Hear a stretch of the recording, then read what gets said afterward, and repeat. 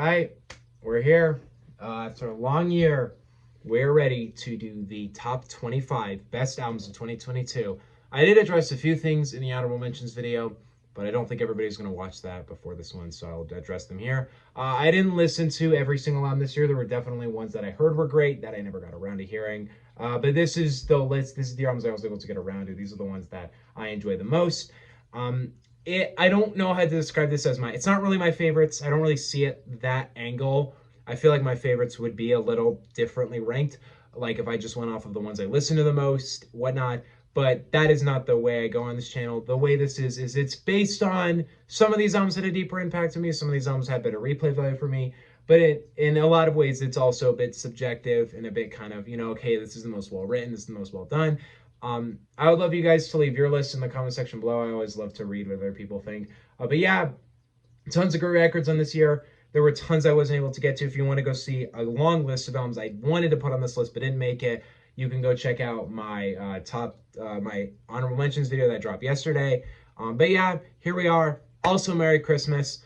Here we go. Here is the top 25 best albums of 2022. Obviously, the rules are clear of what can include on this list. It has to have come out between January 1st and today. Now, I will say, that rule isn't really applicable, but yeah, here we go. These are the top 25 best records of the year. Mostly hip-hop, but there is some other ones in there. Well, let's get right into it. Kicking off my list, all the way down at number 25, we have a record that came out pretty early this year, one that I was very excited for, very ready to hear from a great rapper who's been kicking it pretty nicely for the past couple of years, and he continues to prove how good he is on this record. I have Few Good Things by Saba. I love everything Saba brings to the table on this record. After putting out probably one of the best records of 2018, Care For Me, Saba tries to do something here that's not nearly as ambitious and as deep as Care For Me, and that's probably my favorite element about this record. He didn't let how amazing and how highly praised that record was dawn on him for this record. He did a new thing, he did a new style, he went his own lane, and he kind of gives me the best of his early first album. I can't even remember the name of it, and I think it was Bucket List Project. He takes the best elements of Bucket List Project and Care For Me and combines them to create what is an extremely deep, rich, but also very enjoyable listen with some of my favorite rapping performances of the year. Fantastic features across the board, and honestly, a couple of my favorite songs of the year are on this one. You'll see that if you go check out my top songs of the year video. But yeah, a Few Good Things, not obviously not as incredible as Care For Me, but I thought it was yet another amazing effort by Saba, and definitely deserved to be mentioned in this list. That was kind of how I thought about this spot, because I really wanted to give it to Smino or Vince Staples. It was between these three, and I was like, you know what? Saba's been putting in the motherfucking work. He deserves to make it onto this list because this album is fantastic. Dropping in at number 24, we have a record that is a little bit of a kind of take. It's not a solo album by any degree. It's a soundtrack, but I fucking love it, and it is the Black Panther Wakanda Forever soundtrack. I love the first movie soundtrack, but I could have not been more happy with the second movie soundtrack. It was not really a hip-hop record at all, actually. It wasn't even really an R&B record. It was a bit of this mix of multiple worlds where you have songs that are from hip-hop, you have songs that are from R&B, you have songs that are from pop, you have songs that come from the Latin world, you have songs that come from the African world. You just have this massive melting pot of music, and it is such a beautiful record where each artist is able to flesh themselves out, create beautiful ballads. Even Ludwig, I can't even remember his last name, the musical score of this movie came in for some of these songs. It sounds amazing. So many tracks in here that are just so well put together, and I love the way that they're able to incorporate Latin music, then they're able to incorporate African music, then African American music. It's such a cool album to sit through. A lot of it, most of it actually, is not English, and I really like that for a movie as as big of a deal as Black Panther 2, they didn't try and make another big hip-hop record. They didn't even try to get close to topping that first movie's soundtrack. They just did a totally new thing.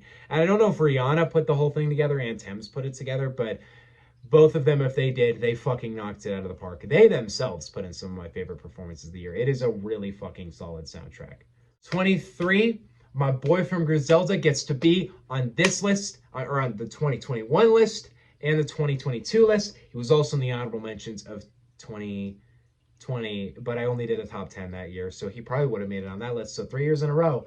10, West Side Gun. I'm so fucking happy that West Side Gun is just continuing to churn out project after project after project, continuing to not only just show how fucking great of an artist he is, but continuing to evolve his sound, improve his production, try new things. It's something I love Westside Gunn doing.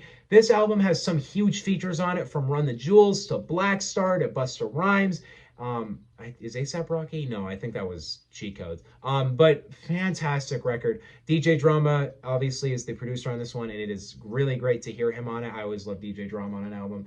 The beats are fantastic. The beats are very raw and very grimy, but also at the same time feel a little bit more clean and well put together. The album is a super smooth, consistent listen, and easily remains one of the best albums I think Westside Gunn has put out to date. I don't know if I like it as much as Side B. I think that record is truly Westside Gunn at his best, but this is definitely a close second in that series up to this point, which, for being honest, I think Westside Gunn is currently at his best in his career. Probably the best I've ever heard him at, so take that as you will.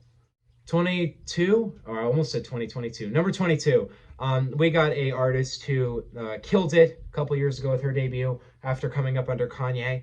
Great pop synth artist. She just continues to show how amazing she is with You Can't Kill Me by 070 Shake.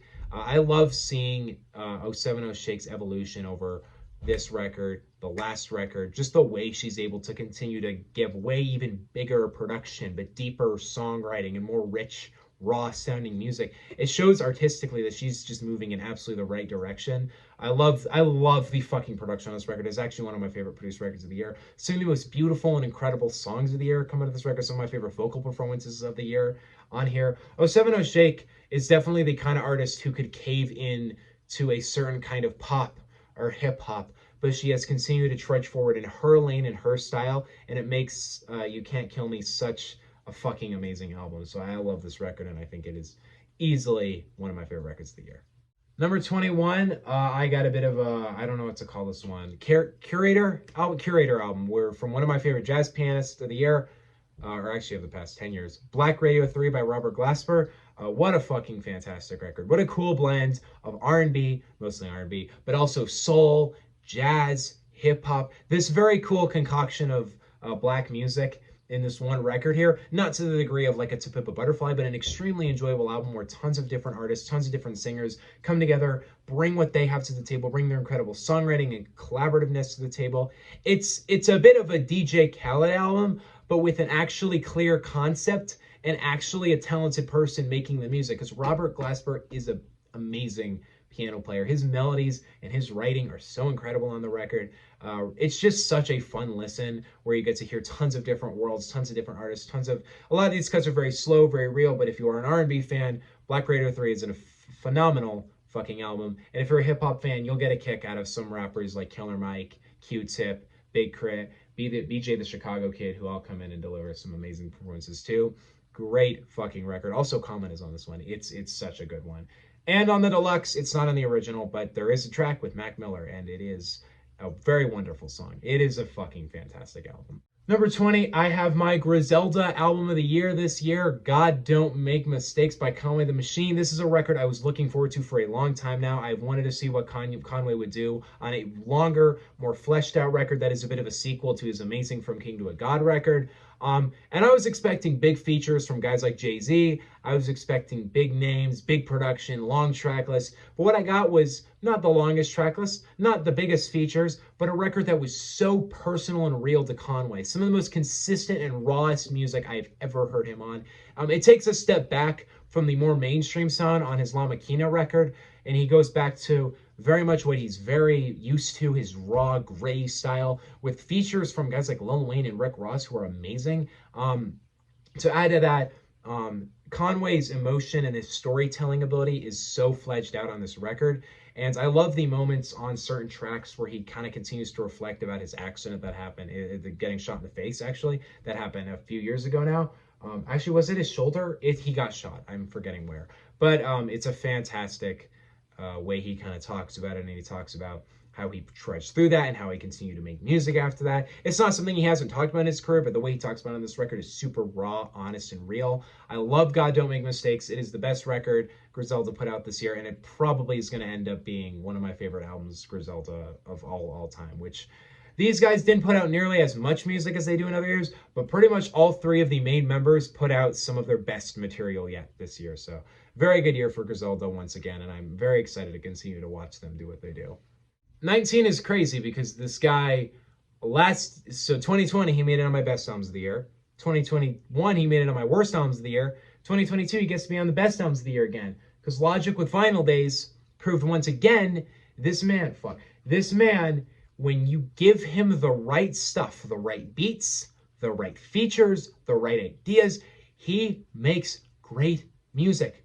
Great fucking flows, great fucking songwriting. Just, I love the rawness and the way this album comes together. It's not too clean. It's not too straightforward. It's a bit of a record where Logic tries different things, you know, takes a song, raps on it for a minute or two, then goes on to the next. There's nothing on this record where he's trying to do something way bigger and trying to have a huge hit or trying to have a really deep conceptual track. It's Logic having fun with his voice and his flow, and it's not his most ambitious effort, but that's what makes this record so fun to me. I love all the homages and all the features from legendary rappers that come onto this record. Also legendary producers on this record. Probably honestly my favorite Logic rapping is on this record. Seriously, some of his fucking flows on this album, it is just enough evidence that for any like genuine hip-hop fan of like 90s boom bap style hip-hop, Logic has so much more potential than he has offered because he's always been trying to do this mainstream sound. And then you see on Vinyl Days, when he is given the beats, the material, the features, he makes something really fucking fun. And I want to say I'm excited for his future material, but he could totally drop a terrible album next year. But who knows? I'm hoping that next record he does, I'm totally forgetting the name, College Park, something like that. Whatever he does next, I will be listening to it as I usually do. But this was a great addition to Logic's catalog. Number 18, one of my most anticipated records of the entire year, and an album that I don't think could have been really better. I have 2000 by Joey Badass. I was worried for this record, honestly, for a lot of reasons. One, a lot of the stuff Joey's done in the past couple of years, like the Light EP pack thing, whatever that was called, and the Revenge single, were all very just kind of, you know, they were a bit corny to me. So when he announced he was doing a sequel to 1999, I was worried. I was worried he was going to do something, you know, really corny, really just trying to really recapture the magic of that record and just trying too hard, you know, and he doesn't do that at all, actually. What he spends this record doing is he spends it kind of reflecting and thinking about how long it's been since that era and how much he's changed. And he does new sounds on this record, but he continues to pay homage over these hard-hitting boom bap beats, proving that Joey, when you give him boom bap, he is just so fucking natural at it. So many great features too, just a really consistent, smooth track list as well. Easily one of my favorite songs of the year comes in at the end of this record. I'm not going to say what, yeah, you guys will have to find out tomorrow. But as well, they're like homages to obviously his lost friend, Capital Steez. And just the way he kind of put this whole record together. And it felt, as somebody who has a lot of nostalgia for 1999, it was a really fun experience. And it was really cool to see Joey going back and doing this, not trying to recreate the magic, not trying too hard, just doing something genuine and fun. It made this absolutely an amazing experience of a record. And I really fucking loved what Joey Badass was able to bring to the table on 2000. You know, this list has like 4 or 5 different spots of like artists that waited 5 or 6 years to drop an album. Because what spot are we on? Number 17 is SOS by SZA. Came out only a couple weeks ago, but I have loved this album since it came out. I love the way that SZA was able to continue to experiment, do something a little more chopped up and raw. There's a lot of tracks on this album where she's just trying totally new things out there and making it about a breakup, kind of, and then having her be very sporadic and very experimental makes this record so cool to me. Like, it makes this record so real and honest, and you feel like you went through a very sporadic kind of breakup at the end of it. That still keeps itself in its R&B roots that SZA is just so good at. Her songwriting is fucking incredible. Her singing is amazing and beautiful. The beats and the way she goes over them are amazing, rich and real. The production is incredible. I am very pleased about the fact that this album is as long as it is and as big as it is and as dense it is, because it makes it a really fun experience. And for an artist that obviously took as long time as she has, I think she continues to show her potential with this record. And I'm really excited to see what she does next. I know she said she's retiring, but I'm kind of calling bullshit on that. We'll see. I really hope she doesn't, though, because SOS is fucking great. Not as good as Control, but really fucking great. Number 16, I am so happy trap music made it onto the list. Heroes and Villains, Metro Boomin, Oh, this album. I fucking love this record. I couldn't get enough of this one because Metro as a producer is legendary at this point. He is easily the best producer in the scene of trap. I don't think that's up for debate at this point. Um, but when he comes out here and he delivers, obviously, as incredible production as he normally does, some of his best production out of all time, I think, is on this record. Amazing beats. The way these fit together, the way it all comes together is so cool. But also, these rappers, they are rapping at their peak. Travis Scott, Future, Young Thug, fucking 21 Savage, The Weeknd, um, Don Toliver. Metro just brings the best out of these people and is the most I have enjoyed a trap album in a really long time. So many fun, hard-hitting bangers on this album where these rappers are putting everything into their verses and the way they all come together. It feels like a very united, real album with an actual concept to it. Unlike DJ Khaled, I'm sorry I'm going to keep dunking on him because this and Black Radio 3 proves to me that you can totally do that Curator album and make it great. Heroes and Villains, I think Metro is the star of this record. His production is just incredible. The way it all fits together, it's smooth and consistent. It is 15 tracks and 45 minutes. It is perfect. I love this album so much. It is my favorite trap album that has come out in a really fucking long time. And Metro, I expected him to do it, but he knocked it out of the park here. Number 15 is a very last minute ad. Because I finally listened to it last night. It was been out for a couple days. I didn't get a chance to it, but oh my god, I love this album. Herbert by Ab-Soul. I so wish this album came earlier because I feel like with more time and more thinking and more processing and listening, I think this album could have gotten even higher on this list. But as it stands right now, it's in the top 15. I loved Herbert so much. This album shows Ab-Soul in such a more hopeful place than previous records. And I've been waiting 6 fucking years for Ab-Soul, and he knocked it out of the park here. Such a little bit more of a hopeful, lighter spirit record, but one where he's acknowledging his past, acknowledging how dark his life has been up to this point. And I think the way he's able to all put it together and the way he's able to just talk about and push through, it is so beautiful and enjoyable to me. It is such a hopeful, lovable record. Amazing production, amazing rapping and songwriting for Ab-Soul. Some of my favorite he's ever done, and some of the best just songwriting and curating this year had as a whole. It is such a smooth, fun listen. Where if you have a deep connection and you've really connected with Ab-Soul over the past 10 years, you will love hearing him on this record in these very hopeful spirits talk about, his reflections, how his life has come to the point it is, amazing features. I really wish I had more time with Herbert because I really fucking love this record and I totally think it could have maybe even made it into the top 10 if I gave it more time. But, unfortunately, I do got to get this list out. And, but as a whole, Ab-Soul knocked it out of the park. And the 6-year wait, I totally think it was worth it. This was a fucking great album. And I love hearing Ab-Soul in lighter spirits. And a couple of my favorite songs of the year are on this record. You'll see them tomorrow, though. We're getting close to that top 10. We're getting close. Number 14, a record that I did not expect to be on this list. A record that when it came out, I didn't think would be on this list. But it grew on me so much. Probably the biggest, most popular record on this list. Fucking Renaissance. Beyonce. What the fuck? This album is so good.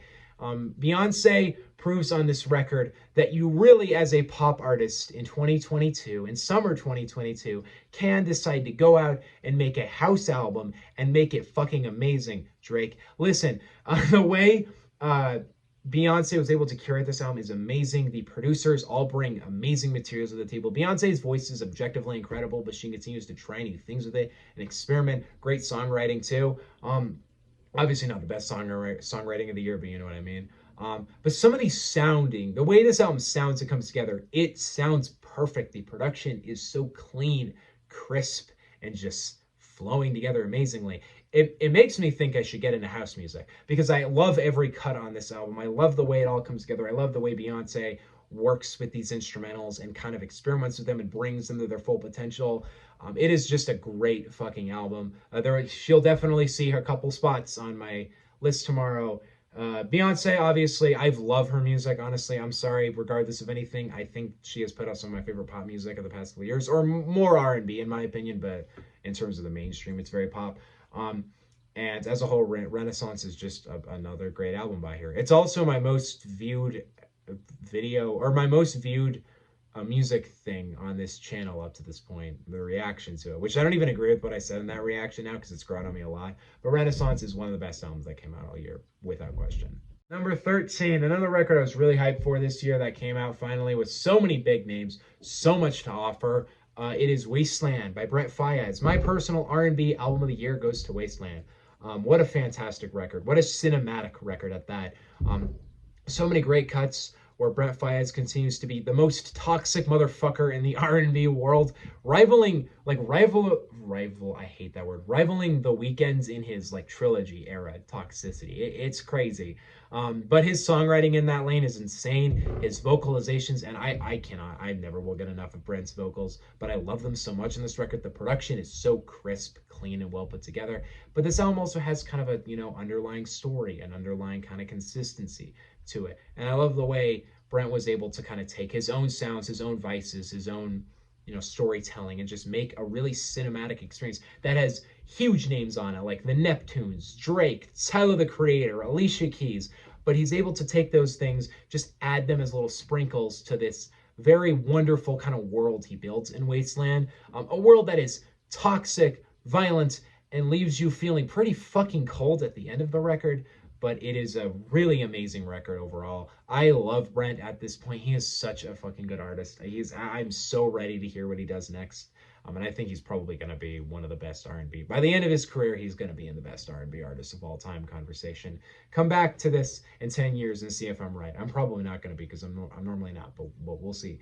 Wasteland is one hell of a record, though. It is one hell of a record. Number 12. Okay, we almost there. We're almost to the top 10. Number 12, Drill Music in Zion by Lupe Fiasco. The Chicago rapper himself, who has, been out for a long time now. And I didn't really think he had it in him to put out an album this good this year, but oh, wow. What a good album. The production on this record is fucking incredible. I love it. It is all very real, very big, very crisp. Lupe's rapping and his songwriting and his flow. He has always been one of the best lyricists of all time, but he is still fucking kicking it on this record. Some of my favorite performances of his career are actually at home on Drill Music in Zion. Just the way he's able to put his vocalizations and the way he comes together is so good. As a whole, I also love how quick this album is. It's a quick 40-minute, 10-song album, which for me, that was kind of what I wasn't a fan of with Drogas Wave, was I feel like that record was a little too long. But I like how he was able to kind of bring this record down, bring it more down to earth, and continue to use it, and continue to use his storytelling and his songwriting and his production. Obviously, Lupe is a legend at this point. He is so good at his sound.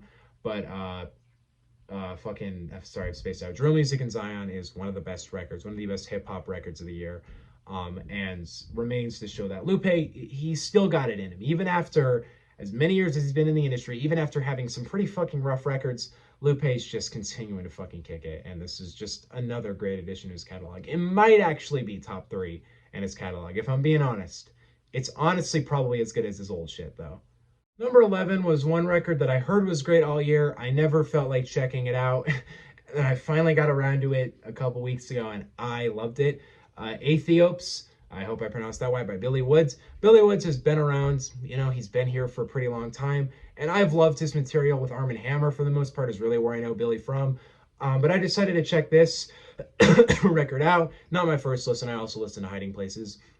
And oh my gosh, he is so good. The way he is able to bring each track to life on this record is amazing. Presence himself as a producer, though, that duo makes this record so good. The way that these muddy, raw, dark production from Presence comes in with Billy Woods, very aggressive, loud rapping, just it fits in this very nice, like a puzzle. And it makes some of the least replayable music of the year. I am not listening to this shit while on a bike ride on a sunny day, but I do love the way it all comes together. I love the way that Billy Woods works with this. So many big features on this record. There's so many amazing features on this record too. The muddiness, the rawness. It feels like the best, probably my favorite underground hip hop record of this year. I mean, you can kind of judge a couple albums in the top 10 as underground hip hop, but in true like raw underground hit, yeah, this is the best record of the year. Such an amazing record. Great features, great everything. A record that isn't really fun, but is definitely worth listening to, and definitely has some of my favorite rapping of the year. So Billy Woods knocked it out of the park.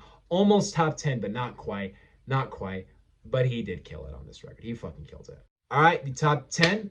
The top 10, here we go. Number 10. Number 10, coming from a legend himself, coming from a rapper who has been unrecognized and underrated for years. He came out with a new record this year, two of the biggest features, some of the best producers of all time came on it, some of the best features of the year on this record. Pusha T, It's Almost Dry does crack my top 10. I really fucking love this record. So much replay value I got of this record. Such a fun listen. But the best element to me, I think, of this record is I feel like it is the most Pusha T record yet. It's not my favorite record by Pusha T, but the fact that half of this record, for the most part, is produced by Pharrell and the other half is produced by Kanye, basically shows Pusha T taking the two best producers in his career, one that was very early on for him in the Clips days and one that is a lot more recent for him. And because the production Ye is doing on this record is very Daytona sounding, and it comes together and he basically gives us the best of both worlds in his career. On top of that, some of the artists he's worked over years, Jay-Z, Kid Cudi, his brother Clips back on this record. Yeah, Clips is back here too.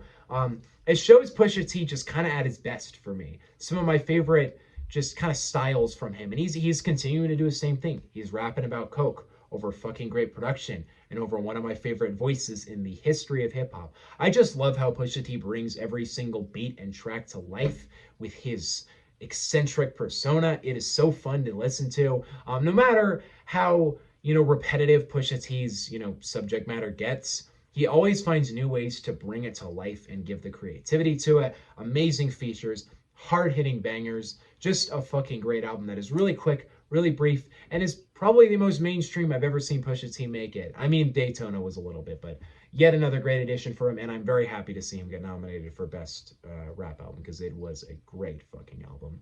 My number 9 spot is an interesting one, because when I put out my post on my community tab where I asked you guys to predict the top 3 records of the year, which, by the way, is very easy to do, just saying, you guys fumbled it because you guys predicted this would be top 3. I love this record. I think it is amazing. It's not quite there. Not to take away anything from this record, though, not to take away anything that Nas was able to bring to the table on this record. I have King's Disease 3 by Nas. Amazing fucking record. I just noticed I spaced out and I said his name, but whatever. Listen, King's Disease 3 is my favorite record these two have put together yet. Hit Boy and Nas back for a 17-track record. No features, no fucking bullshit on this record. It is a no bullshit record. Nas is rapping his ass off over every beat, making every beat count, making every minute count. Great storytelling too, great songwriting. Nas's ability, and I love watching him be this good in 2022, because he just continues to just flourish as an artist. And by the way, this is 3 years in a row that Nas has made it onto this list on this best albums of the year. He has done it 3 years in a row. So I don't know many other rappers who have been able to, I don't know if any, unless you count West Side Gun, but Nas was in the top 10 2020. So he did actually do that. Nas just continues to prove how great he is with each King's Disease installment. And I'm totally down for more from these two. I'm also totally down for Nas to go try new things. I think these two have done their part. I think they have given some of the best Nas music to date. Easily a top 5 record in Nas' catalog. King's Disease 3 is one hell of a record. Not the most ambitious record Nas has ever done, but easily some of my favorite rapping in his career. And it's his 17th motherfucking album. I am so happy that I get to love Nas as much as I do in 2022, because being a Nas fan nowadays is pretty fucking sick. I don't think it is the best record of the year, but I do think King's Disease 3 is definitely deserving of the top 10. All right, pretty much everything else from here is a 9 out of 10 or higher. Actually, no, we don't get to 10 out of 10 on this list. Everything here is 9 out of 10, but some of them get pretty fucking high 9 out of 10s. Also A, that's the rating. 9 out of 10 is A. My number 8 album of the year. I really love all these records equally, by the way. I really wish every single one of them could be album of the year, honestly. But these were my 8 albums I just loved to death. Melt My Eyes, See Your Future by Denzel Curry. I'm so happy this record turned out as good as it was, because Denzel, back when for years now, I've thought Denzel's incredible, from Imperial to early EPs, but when he did Taboo, I saw how fucking great he was, and just Melt My Eyes is more proof of that. But it's also a totally new record. He is not nearly as hard-hitting and as aggressive as he is on this record, and as emotionally as on this record. He's a little more thoughtful. He's a little more deep. And I think it shows actually as a lyricist, Denzel is fucking great. The lyrical ability he throws on this record is so good. His flow is always so consistent, hard-hitting, energetic, but not aggressive, energetic, except for on a couple songs. Denzel's just thoughtfulness and kind of the way he puts together, it creates not my favorite record by him, because Taboo, but an incredibly thoughtful and deep record at that. Also tons of tracks that are just fucking sick. Ain't No Way, where you get fucking every rapper that Denzel's ever worked with, like Jid, Rico Nasty, Josiah, who follows me on TikTok. I'm sorry, I needed to mention that one.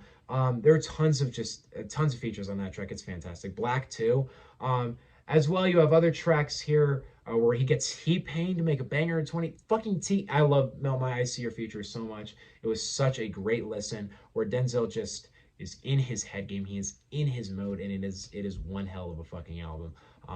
I don't like it more than Taboo, but it is a pretty goddamn close second favorite record this year. And come on, it's Denzel. He continues to just keep killing it in 2022, and he might be doing an R&B album next, and that might be amazing. So I cannot wait to see what Denzel does next. Number 7 is my biggest shock of the year. It truly is. I never thought this man would make a record this thought-provoking and incredible. Everything else on this list I wouldn't be shocked to by the highest degree. This one, though, holy shit. I didn't mean to haunt you. Quedeca. Wow. Wow. This is the kind of record that you need like a day after listening to it before you say a word about anything. It is a mind-blowing experience. I love the way that Denzel or not Denzel, I'm sorry, I got used to saying Denzel. Quedeca. I love the way Quedeca on this record builds this whole world. It is such a conceptual record, and I love that. This record has a very vivid story kind of with it. And I love the way he's able to dive into these themes kind of about the afterlife and just building this whole very rich, amazing world that is kind of this man who has killed himself just looking into his life and a window into his family and his world and his regrets and his pains. It is such a cool fucking album on that regard as well. Production wise and singing wise and songwriting wise, it is perfect. Just the way he's able to flow everything together on this record, it makes it such amazing experience, such a worlds to go through. And I never will get enough of just this kind of record. And the fact that Quedeca has like actually honestly distanced himself so much from the fast spitting white dude kind of persona on YouTube that he used to be to this art pop kind of artist, it makes I didn't mean to haunt you, one just amazing experience. And I know Quedeca's known as that white dude on YouTube who's rapping fast, but oh my god, he is on a whole nother level on this record, a whole nother level the entire time. One great album from Quedeca, yet another moment for him. I love it overall, and I didn't mean to haunt you is proof that this man is fucking gonna be a legend at some point. 6 is the kind of record that you hear the two people who made it and you're like, okay, that can't not be a work of art, and it is. It's named Cheat Codes by Black Thought and Danger Mouse. I instantly, when I heard Black Thought and Danger Mouse are coming out with an album, I was like, this gonna be the best album of the year. There's no way. Like Black Thought, legendary rapper of the Roots, legend. Then you have Danger Mouse, one of the best hip hop producers to ever fucking do it, coming together, giving us tracks featuring MF Doom, Joey Badass, Run the Jewels, fucking Russ. Who, I'm not a huge Russ fan, but he's great on this record. Who else? ASAP Rocky's on this one. Conway the Machine is on this record. Raekwon's on this record. The amount of features on this album is amazing. And Danger Mouse comes in with amazing sample beats. I will always love these, raw sample focused hip hop albums. They're my thing, honestly. And I love Danger Mouse's production on every single beat. He is honestly my favorite part of the whole record. His beats are some of the best to come out all year. And Black Thought is rapping like it is the fucking 90s on this record. Like, things fall apart shit. Like, that good of rapping. His flows, the way he connects it all together. It is such a smooth, consistent record. It's the kind of album that each song you just find something to love and appreciate about.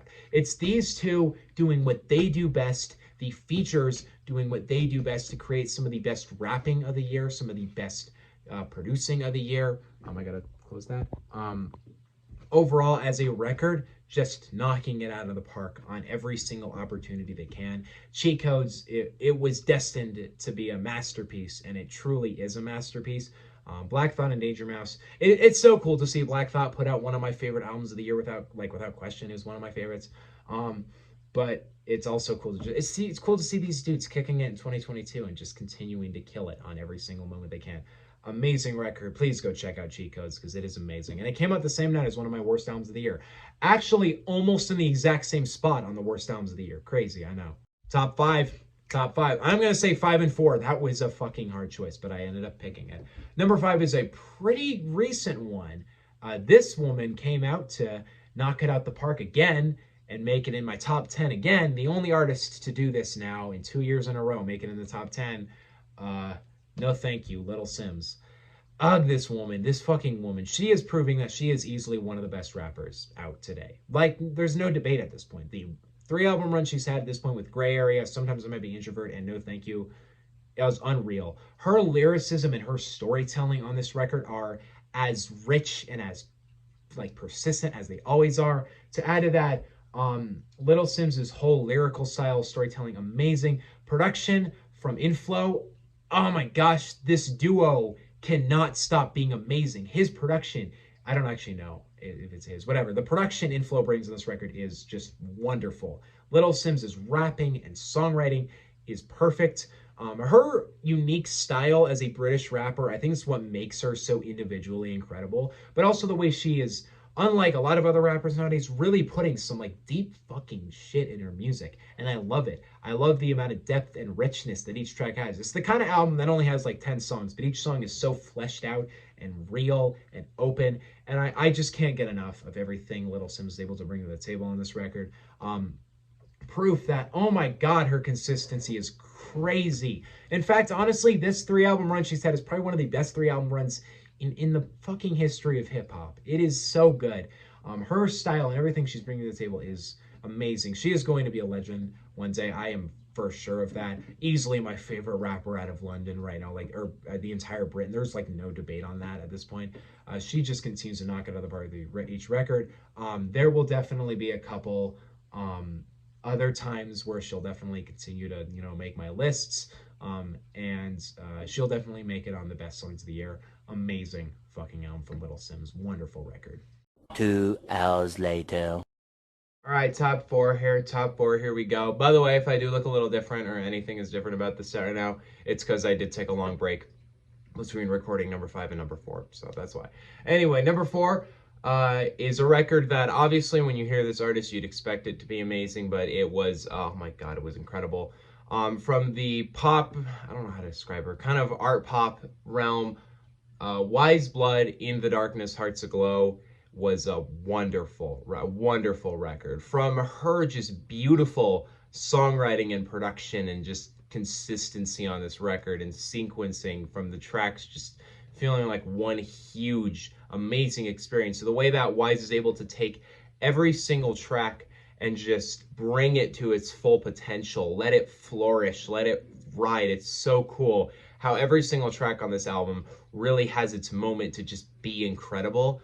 To add to that, her songwriting and her vocal abilities are so just like mystical, and I love it so much. This album is so otherworldly, and I'll always appreciate records like that. It reminds me a lot of the I Didn't Mean to Haunt You record, where it's not, I don't even feel like there's really a huge use in discussing this record really deeply. It's just an experience that's really worthy of having.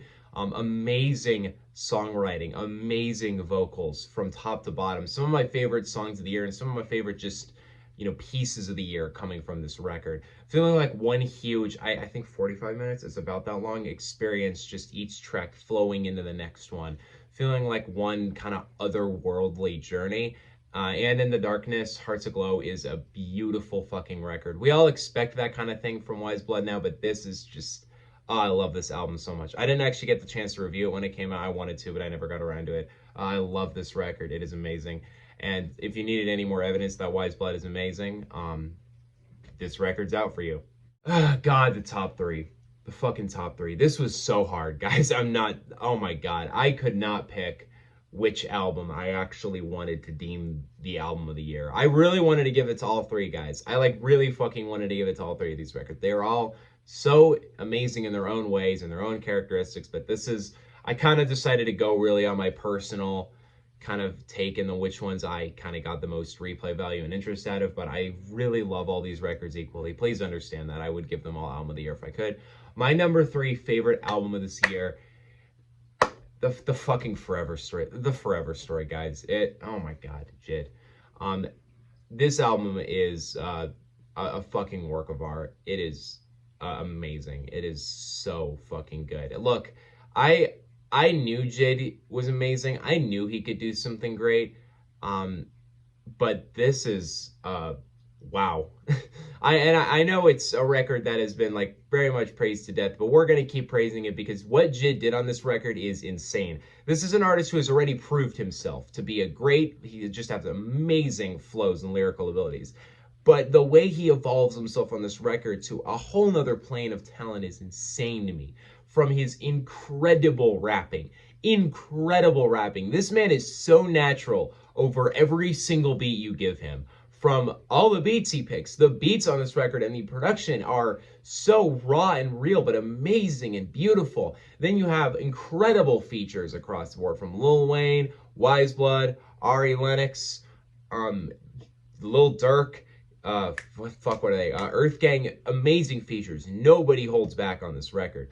From Jid himself, bringing vocal abilities, singing, and it is beautiful and amazing. Storytelling, songwriting, all of it being perfect. This record is so well put together, so naturally consistent and enjoyable. We all expected Jid to make a masterpiece, and we all knew he could totally do that. But a record this consistent, this deep, this rich, this enjoyable, I honestly, I haven't heard many hip hop records do what the Forever Story did in a long time. And it's really cool to see a rapper as kind of younger as, and Jid's not that young, but comparatively to some rappers, he's pretty new in the game. And seeing him comparatively to my top two picks he is, and seeing him come out in 2022 and just put out an amazing fucking record. It's so cool to watch Jid continue to flourish and just be comfortable in his own sound and style. The Forever Story is an amazing record that builds upon everything I loved about his previous albums and just brings so much more to the table. Amazing. I cannot stress this. Please listen to this album if you haven't. It is easily one of the best hip hop records to come out this entire decade. Jid fucking knocked it out of the park. And yeah, I cannot wait for whatever Jid has to bring us next because this man is going to be probably one of the greatest when it's said and done. This record is incredible. I wanted to give it album of the year, but it just wasn't quite that. Number two, it's not my album of the year, but it is probably my most played album of the year because it came out pretty much at the beginning of this year. It was just an amazing record. It was an amazing experience to listen to this record. From one of my all-time favorite artists, probably my all-time favorite artist, and nothing could beat it. Like nobody was able to come back to this level. Only one other guy was. My number two favorite record of this year, it has to be Don FM. It has to fucking be Don FM. I really loved this record, and you guys know that if you watch my reaction. Funny thing is when I react to this album, I didn't love it. I liked it quite a lot. I didn't love it though, and then it took like another listen or two, and I was like, you know what, this shit rocks. The Weeknd has always teased the 80s synth shit, and he's always just been going deeper into it. From Can't Feel My Face to multiple songs off of Starboy to the last half of After Hours with In Your Eyes, Save Your Tears, and Blinding Lights being very 80s centric songs. To now Don FM, where there's no hint of like, there's like 2 R&B songs on the whole album. It is so drowned in the 80s synths and nostalgia, and I love it so much. The production on this album is wonderful. It is so enjoyable, so creative, so beautiful. The Weeknd's vocals, he is so naturally good at this. Like he is so, some people can say the idea that I was worried about this record because I feel like The Weeknd has gotten very comfortable in that 80s nostalgia sound. But he comes out on this record proving that he is willing to go to areas that he is not comfortable with. From tracks like Gasoline, where he's dropping his vocals a crazy amount, to production that is far out there from other 80s shit. It is so cool to watch him not only do stuff that he is good at and natural at, but continue to try new things and evolve. For an artist that is as deep into his catalog as The Weeknd is, it is so cool to watch him continue to experiment and just flourish on this record. To add to that, as an experienced Don FM is great. It is such a consistent, smooth album with each track kind of transitioning and moving into the next one. Great skits across the board, narrated by motherfucking Jim Carrey, which is amazing. And the idea that this album is meant to be kind of this middle chapter and this middle world of purgatory, The Weeknd does not hold back on that level. It is such a cool experience on that regard. You feel like you're going through this kind of otherworldly, beyond life kind of journey, but continuing to just have fun with these heavily Michael Jackson 80s style tracks, disco style tracks, but it is so highly produced, so big and large and out there. I love The Weeknd. He naturally can almost do anything and I'll enjoy it. But Don FM continues to prove that he's not just comfortable. He is not keeping himself in one spot. He's continuing to try new things, go out there, experiment, flourish. And it proves that this man remains so much different than other pop acts. I don't really feel like there's any other pop artist that has done what he has done in the past couple years. Maybe it's just for my personal taste too. But yeah, an album like this really proves how much fucking enjoyability and replay value I get out of The Weeknd's. I love this record. I think it is one of the best albums to come out this year without question. One of my favorite albums of the decade. Don FM is amazing. It's crazy. It's not even my favorite Weeknd album of this decade, but it is an amazing middle chapter in this trilogy, and I cannot wait to watch whatever he does next. I also went to the tour for this album, and it was an insane experience. Don FM, I know it's kind of an easy pick, but I fucking love this record. It came out at the beginning of January, and only one album this entire year was able to beat it. And I think the pick is a little obvious, but we won't think about that. Number one was not a hard choice for me. I mean, it was a hard choice for me, but I think when I kind of thought to myself, what is the album of the year? This was the first thing that came to mind. No other record got the impact that this album did for me, the depth this album did for me, the enjoyability this album did for me, the hype this album did for me. I've never been more hyped for a record. And this one, I know it disappointed a lot of people. I know a lot of people expected something way different. And I know a lot of people are going to look at me putting it at number one and going to be like, okay, that's a pretty fucking cliche take. But it had to be. There was really no other record this year that did what this album did for me, in terms of its impact, its storytelling, its ideas. So my album of the year, yeah, not a hard pick or not an unbelievable take. It's Mr. Morale and the Big Steppers by Kendrick Lamar. And look, I know it would have been cool to give Jid the Underdog the album of the year, or like Little Sim's album of the year or something like that, but nah, this is truly my favorite album of the year. I was waited so long for a new Kendrick record. Seriously, I've waited years and years and years for him to finally come up with a new album, and he finally came out, and it was nothing I expected. I did not expect this sound, these themes, this just form of an album, but I was in no regard disappointed by this record at all. I love Kendrick's just, I don't know, his ability to make an album that just naturally feels very connected is just natural for him. He's very good at that. But it is so apparent on this record in each moment, in each track, the kind of storytelling that both of these discs go through. And it's not a record anybody expected. Nobody really, I think everybody kind of wanted Kendrick Lamar to come with hard-hitting bars, high-heavy production, and shit like that. And he kind of get one with something a little more casual. There aren't nearly as many moments on this record where Kendrick is proving his ability as a rapper, not like he needs to. There's not really any high-level production on this record. It's more about the intimacy and the just kind of storytelling and the journeys he kind of takes through on each individual track. This album feels like one huge therapy session, and I love that on all regards. The way Kendrick kind of goes back through his experiences in the past 5 years and talks about the idea of him kind of being treated as a god, but him feeling like he is a very deeply flawed person is a really interesting way to go about it, and especially a very relevant way to talk about it, rather than just kind of pointing the finger at people and just trying to kind of throw people under the dirt on this record. He kind of lets the blame go to him instead, and it's such an interesting idea to go that route. But I think it's a very Kendrick way to go about that road. This is an incredibly Kendrick record. It is humble as fuck. And I know that's a bit of a corny way to say it, but seriously, this record, humility is a very good way I would put this record. From each track just having its own kind of identity and its own storytelling. So really interesting features that I never would have expected. And also the way this album ends, oh my God, I pretty much was left in tears every single time I've gone through this record. If I'm being honest, this isn't my favorite Kendrick record, but I do think it is his most personal album to date. I think it is the album where he is the most open and honest with us and gives us the most information about him and his life. And obviously you don't know Kendrick by the end of this record. You never will. You don't know him in real life, but you do feel like you have a pretty great experience with an individual and an individual's own struggles with balancing the problems of the world and other people and the problems with himself and the problems that he has come to the fact that he has dealt with, but they're still there. They're very real. It feels like you basically get to listen to his therapy session and his experiences and his journey over the past 5 years.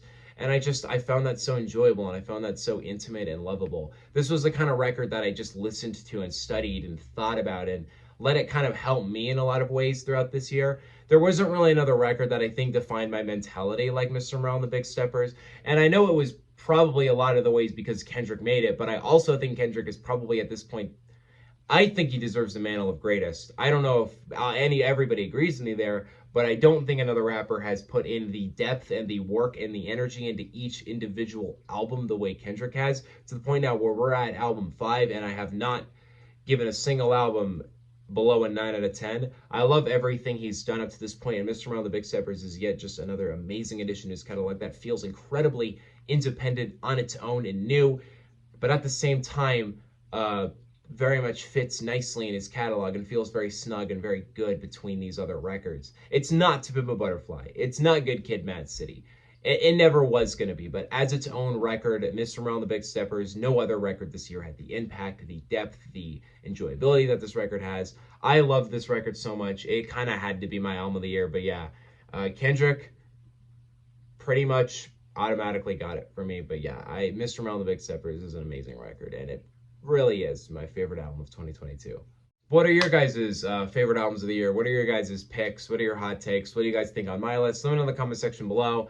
Next, we got the top 100 best songs of the year, which is going to be a fun one. Then we got the worst albums of the year. Then we got the worst songs of the year, and that is in your lists for this year. See you guys next time. Peace out. Once again, Merry Christmas to all of you. Very excited for a year for 2023. We are going to do a bit of a most hyped of 2023 video. I don't have as much to talk about because I don't think it's going to be that big of a year in a general sense, but we'll see. We'll see. Maybe I'll be shocked. But 2022 was a pretty great year. A lot of my favorite artists came out with really high-hitting, big level records this year. So yeah, it was a good year. Had a great time. See you guys next time. Peace out. Bye.